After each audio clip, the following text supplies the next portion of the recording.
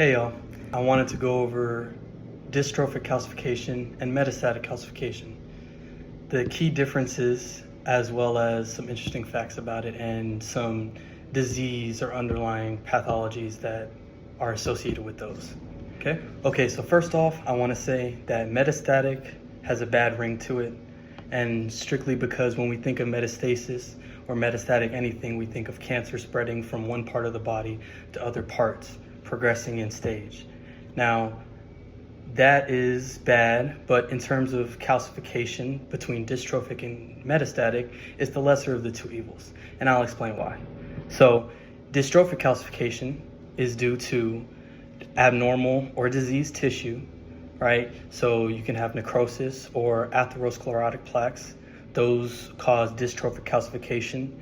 Anything with psammoma bodies, like thyroid papillary carcinoma, that'll cause dystrophic calcification. Okay, so what does that mean?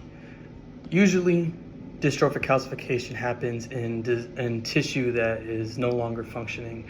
It's dead, like I said, necrosed. Or it can happen in extremely stressed tissue that undergoes that stress persistently. Whereas metastatic calcification, that happens in normal tissue, right? The calcium deposits due to a systemic issue like hypercalcemia, and that hypercalcemia can be due to a number of things, like sarcoidosis, which leads to an increased absorption of vitamin D, and vitamin D helps regulate calcium absorption as well. So if you have increased vitamin D, you're going to have increased calcium. Or it can happen in parathyroid hyperplasia, right? These are when the parathyroid glands are increase the number of cells they're producing, which increase the amount of parathyroid hormone that's released. And if you remember, parathyroid hormone leads to the mobilization of calcium and phosphate from the bone into the bloodstream. So it would lead to hypercalcemia and hyperphosphatemia. It's going to be marginal hyperphosphatemia because PTH, or parathyroid hormone, also binds to receptors in the kidney, leading to more phosphate excretion. So it'll be primarily hypercalcemia.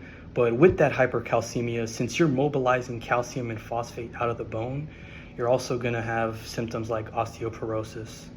In metastatic calcification, those cells in that tissue are still viable until those intracellular accumulations of calcium get too much and place too much stress on the organelles and the nucleus of the cell.